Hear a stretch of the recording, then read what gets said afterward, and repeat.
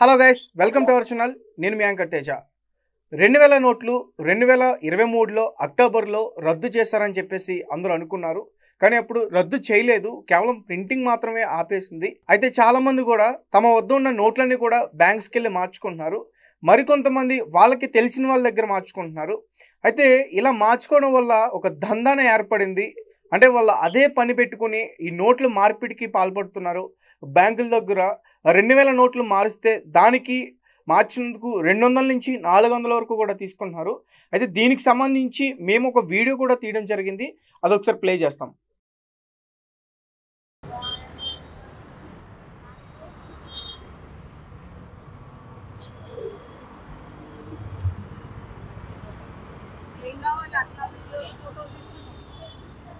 ఏం చేస్తున్నారు ఇక్కడ?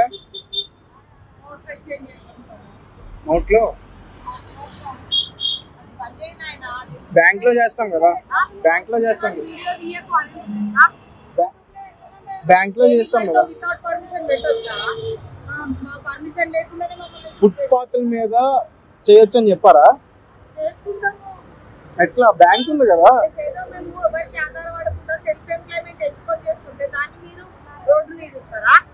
ఇది ఎట్లా సెల్ఫ్ ఎంప్లాయ్మెంట్ అవుతుంది? ఇది ఎట్లా సెల్ఫ్ చెప్పనమ్మా. కాదు కాదు, నాకు ఒక విషయం చెప్పు. ఇప్పుడు నువ్వు చేసేది కరెక్ట్ అనిపిస్తున్నప్పుడు తీస్తే భయం ఏముంది?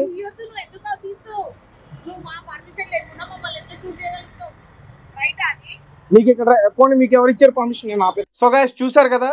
దీనికి సంబంధించి ప్రస్తుతం మనతో పాటు మాట్లాడడానికి మా ప్రతినిధి చరణ్ గారు లైన్లో ఉన్నారు. ఆయనతో మాట్లాడదాం. అన్న నమస్తే. నమస్తే. అయితే 2000 నోట్లు అక్టోబర్ 23లో దీన్ని బంద్ చేశారు. దాని తర్వాత మార్చడానికి చాలా రకాలుగా చాలా మంది ప్రయత్నాలు చేశారు, మార్చుకున్నారు.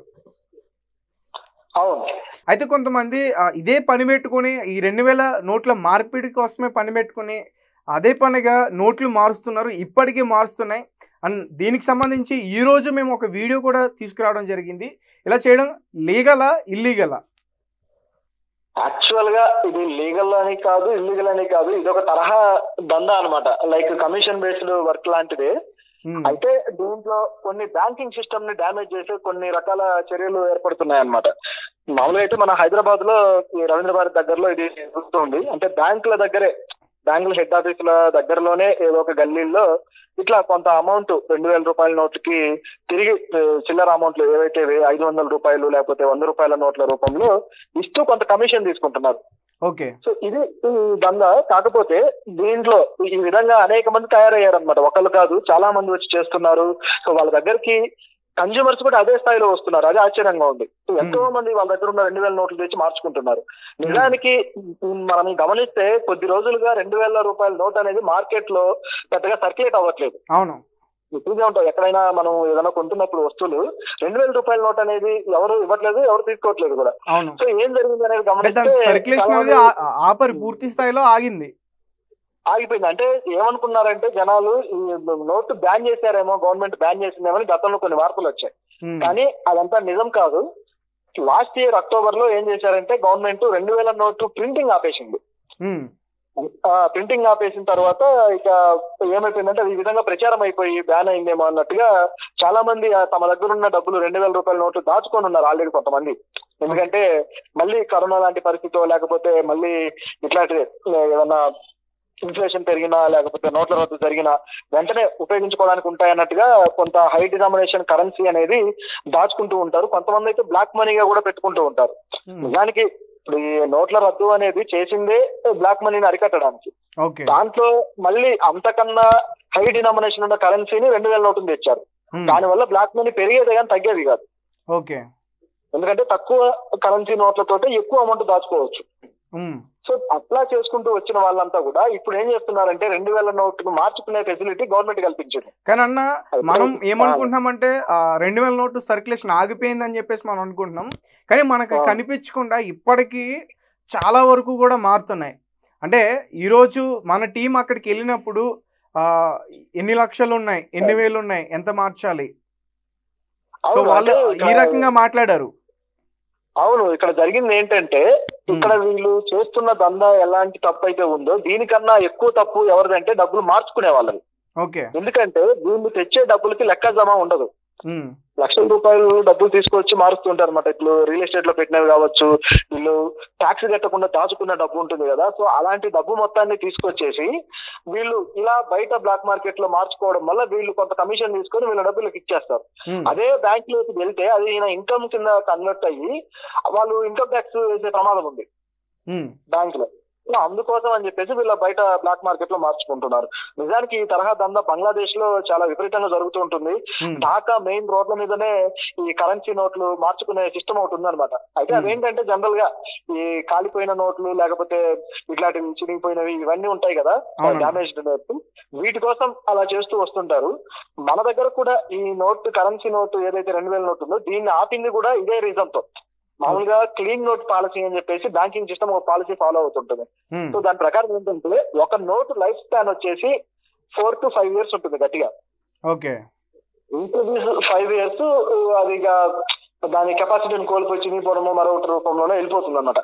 సో అలా జరగకుండా, ఎందుకంటే హై డినామినేషన్ కరెన్సీ చినిగితే ఎవరు తీసుకోరు, సో దానివల్ల ప్రజలు నష్టపోయే ప్రమాదం ఉంది. అందుకోసం రిటర్న్ మీరు మాకు ఇచ్చేస్తే అయిపోతుంది అనే ఉద్దేశంతో బ్యాంకింగ్ సిస్టమ్ ఇలా తీసుకొచ్చింది.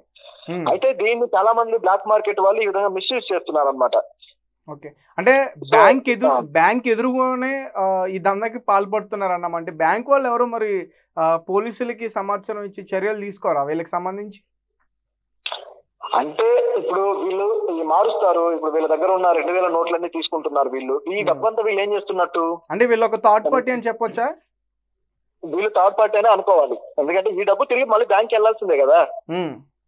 సో వాళ్ళ దగ్గర మళ్ళీ కమిషన్, సో మరి మధ్యలో ఎవరో ఉంటారు, సో వాళ్ళ దగ్గర ద్వారా జరుగుతున్న ఇది ఒక స్కామ్ లాంటిది అని మనం అనుకోవచ్చు. ఓకే అన్న, మీరు చెప్పండి, అంటే ఇది స్కామా కాదా? అంటే ఇది అఫీషియల్ గా ఒక వ్యక్తి ద్వారా జరుగుతున్నది అని కాదు, కానీ రకరకాలుగా ప్రైవేట్ వ్యక్తుల ద్వారా జరుగుతున్నది. సో ఒక విధమైన స్కామ్ ఇది. అంటే బ్యాంకింగ్ సిస్టమ్ దెబ్బతీస్తుంది కాబట్టి దీన్ని, అంటే ఇప్పుడు లీగలా ఇల్లీగలా అంటే చెప్పలేని పరిస్థితి. అంటే అక్కడ నేనెందుకు అడుగుతున్నానంటే అన్న, అక్కడ మనం చూసినప్పుడు కూడా ఏదైతే 50 నోట్ల కట్లు ఉన్నాయో, 20 రూపాయల నోట్ల కట్లు, 100 రూపాయల నోట్ల కట్లు, అవన్నీ కూడా రోడ్డు మీద ఒక మార్కెట్ లో చేపలు ఎలా పరుస్తారో ఆ డబ్బులను కూడా అదే విధంగా పరిచారు అక్కడ. అవునా? మనకి చూస్తే విజువల్స్ లో కూడా కనిపిస్తుంది. ఓకే. సో ఇది అదే వీళ్ళ పద్ధతి ఏంటంటే ఈ విధంగా వచ్చిన డబ్బుని తిరిగి మళ్ళీ వీళ్ళు బ్యాంకులకు చేర్చి మళ్ళీ వీళ్ళు కమిషన్ తీసుకొని ఆ విధంగా నడిపిస్తారనమాట. సో ఇట్లా ఉంటుంది. ఎందుకంటే ఇప్పుడు హై డినామినేషన్ ఉన్న కరెన్సీ అనేది ఒక చోట సర్క్యులేట్ అవ్వకుండా ఆగిపోయింది అనుకోండి, సో దానివల్ల బ్యాంకింగ్ సిస్టమే దెబ్బతింటుంది. ఇక్కడ ప్రమాదం ఎవరికయ్యా అంటే చివరికి బ్యాంకులకి రావాల్సిన పన్నులు రావు. ఓకే. అలాగే డబ్బు దాచుకొని ఉండటం వల్ల ఎవరి దగ్గర వాళ్ళు 2000 రూపాయల్లో లక్షలు పెట్టుకొని ఉండటం వల్ల ఆ సర్క్యులేషన్ అవ్వక బ్యాంకింగ్ సిస్టమ్ దెబ్బతింటూ వస్తుంది అన్నమాట. సో ఇదంతా గమనించి దీన్ని ఖచ్చితంగా ప్రభుత్వం చర్యలు తీసుకోవాల్సిన అవసరం అయితే ఉంది. ఇంకోటి కూడా చెప్పండి, ఫేక్ కరెన్సీ కూడా పెరిగే అవకాశం ఉంది. ఇప్పుడు మనం తీసుకొని సరే ఎవరో ఒకరు ఒక 2000 రూపాయల నోటు తీసుకొని వచ్చారు, నుంచి మార్చుకున్నారు. ఆ 2000 నోటు నిజమైందా అబద్ధమైందా ఎవరు తేల్చాలి? సో ఎవరైనా అది ఫేక్ కరెన్సీ అయి ఉండొచ్చు, ఎవరైనా ప్రింట్ చేసి తీసుకొచ్చి మార్చుకోవచ్చు. సో ఇలాంటి ప్రమాదం కూడా ఉంది. దీంతో పాటు యువతను ఇచ్చేవాళ్ళు కూడా ఎవరైతే డబ్బులు ఇట్లా మార్చుకొని ఇస్తున్నారో అక్కడ ఇచ్చేవాళ్ళు కూడా వాళ్ళు ఎలా అంటే అన్న, వాళ్ళ టిఫిన్ చేయడం అక్కడే, వాళ్ళ భోజనం చేయడం అక్కడే పడుకుంటున్నారు.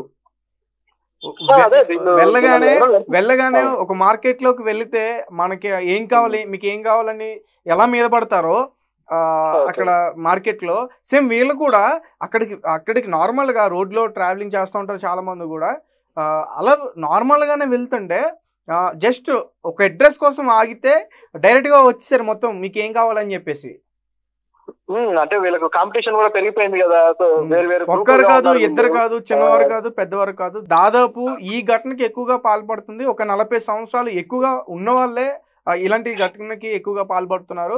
అండ్ ఇందులో ఆడవాళ్ళు కూడా ఉన్నారు. అండ్ ఇందులో నేను ఇప్పుడు ఏదైతే ప్లే చేస్తానో విజువల్, అందులో ఒక ఆడవిడే ఉంది. మేము ఇదొక రకమైన ఉపాధి కోసం ఎట్లా చేసుకుంటున్నాం, డబ్బులు సంపాదించుకుంటున్నాం, దాన్ని ఎట్లా తప్పు పడతారని చెప్పేసి అంటుందామే. అంతే కదా. ఇప్పుడు అదే సమస్య. ఇప్పుడు ఏంటంటే ఇది ఏ విధంగా కేసు నమోదు చేయాలనే పరిస్థితి కూడా ఏర్పడింది అనమాట పోలీసులకు కూడా. సో మరి వాళ్ళు ఎలాంటి యాక్షన్ తీసుకుంటారో తెలియదు కానీ, అయితే దీంట్లో ఒక ఛాన్స్ అయితే ఉంది. ఫేక్ కరెన్సీ తీసుకొని ఈ చిల్లర ఇచ్చే వాళ్ళు కూడా ఫేక్ కరెన్సీని ఎంకరేజ్ చేసే ప్రమాదం ఉంది. ఓకే, ఇప్పుడు వాళ్ళు ఒకేసారి ఒక 2000 నోట్ తీసుకొని మీకు 100 రూపాయల నోట్లు కనీసం 20 ఇవ్వాల్సి వస్తుంది. ఈ 20లో ఎన్ని ఒరిజినల్ ఎన్ని ఫేక్ చెప్పలేము. ఇలాంటి ప్రమాదం కూడా ఉందన్నమాట. సో దీని వెనకాల ఈ విధమైన ఉంటే మాత్రం మన దేశంలోని ఆర్థిక పరిస్థితి ఇంకా దిగజారే పొజిషన్కి వెళ్ళిపోతుంది. ఎందుకంటే ఫేక్ కరెన్సీ సర్క్యులేషన్ లోకి వచ్చిందంటే. ఓకే, అండ్ ఇంకొక విషయం అన్న, దీని మీద దృష్టి పెట్టాలి. కంటిన్యూ చెప్పండి అన్న. పోలీసులు దీని మీద దృష్టి పెట్టి వీళ్ళని కంట్రోల్ చేయకపోతే ఇది ఇంకా తీవ్ర స్థాయిలో ముదిరిపోయి ఇంకా పెద్ద సమస్యగా మారే అవకాశం అయితే ఉంది. అలాగే అన్న, ఏం చెప్తుంటే నాకు కొంచెం నవ్వు వచ్చింది. ఎందుకంటే ఉపాధి కోసం ఇలాంటి పనులు చేస్తారా? ఇప్పుడు చాలా మంది ఉపాధి లేక, ఎందుకు చాలా మంది ఉద్యోగాలు లేక నిరుద్యోగులే ఉన్నారు ఈ తెలంగాణ రాష్ట్రంలో. మరి అలాంటి వాళ్ళందరూ కూడా ఇలాంటి సంఘటనలకు పాల్పడితే మరి వాళ్ళ పరిస్థితి ఎలా ఉంటుంది? అంటే ఈజీగా మనీ ఎర్న్ చేయొచ్చు అని వాళ్ళు ఈ వేలో వెళ్తే. నిజానికి ఇక్కడ గమనిస్తే ఇదేదో పెద్ద ఒక సిండికేట్ రూపంలో జరుగుతున్న దానిలాగా కనపడుతుంది. ఎందుకంటే ఒక 50,000 రూపాయలు నీ చేతిలో ఉంటే తప్ప నువ్వు దీనిలోకి దిగి కనీసం ఒక 10 రోజులు 20 రోజులు నువ్వు ఈ దందా చేయలేవు. అన్ని వేల రూపాయల డబ్బులు చేతులు పెట్టుకున్నవాడు కనీసం టీ స్టాల్ పెట్టుకుని నడుపుకోగలుగుతాడు కదా. వాడు ఎందుకు రోడ్డు మీద నిలబడి అక్కడే తిని అక్కడే పడుకొని ఒక రోడ్ సైడ్ ఫెలో లాగా ఎందుకు చేస్తాడు ఇదంతా కూడా? పైగా అన్ని రూపాయలకు సెక్యూరిటీ ఎవరు? వాళ్ళు 2000 రూపాయల నోటు తీసుకుంటున్నప్పుడు దీనికి సెక్యూరిటీ ఎవరు? అంటే ఇక్కడ ఏం జరుగుతుంది అంటే ఇంటర్నల్ గా సెక్యూరిటీ కూడా ఒక ఉండొచ్చు. అంటే చుట్టుపక్కలే సెక్యూరిటీ కాస్తూ ఉన్న వాళ్ళు ఉండొచ్చు. అలాగే వీళ్ళందరికీ ఒక గ్రూప్ ఉండొచ్చు. దీనికి ఒక లీడర్లు కూడా ఉండొచ్చు. ఇది ఒక తరహా మాఫియా లాగా కనపడుతుంది. దీంట్లో ఇన్వెస్టిగేట్ చేస్తే తప్ప ఇవన్నీ తేలవు. ఓకే అన్న, అంటే ఒకవేళ పోలీసులు వీళ్ళని అదుపులో తీసుకుంటే ఖచ్చితంగా వీళ్ళకి శిక్షలు పడే అవకాశం ఉంటుంది. ఖచ్చితంగా ఉంటుంది. అంటే మరి పెద్ద శిక్షలు కాకపోయినా ఏదో ఒక స్థాయిలో శిక్షలు అయితే పడతాయి. కాకపోతే దీని వెనకాల ఎవరైనా పెద్ద మనుషులు ఉన్నారు, బాగా డబ్బులు తీసుకొచ్చి ఇక్కడ పెట్టుబడి రూపంలో పెడుతున్నారు అనేది తేలితే మాత్రం అది పెద్ద శిక్షగానే ఒక పెద్ద స్థాయి ఆర్థిక నేరంగా పరిగణించబడుతుంది. ఓకే అన్న, thank you so much. Thank you. So guys, ఇది పరిస్థితి. ఇది ఇక్కడ మన హైదరాబాద్లోనే జరుగుతుంది. కాబట్టి అందరూ జాగ్రత్తగా ఉండండి. ఫ్రీగా మనీ ఎర్న్ చేయొచ్చు అని ఈ ఘటనకి ఎవరైనా పాల్పడితే ఖచ్చితంగా వాళ్ళని ఆర్థిక నేరస్తుడి కింద తీసుకుని వాళ్ళని అరెస్ట్ చేస్తారని చెప్పేసి చెప్తున్నారు. కాబట్టి అందరూ కూడా జాగ్రత్తగా ఉండండి. Thank you for watching.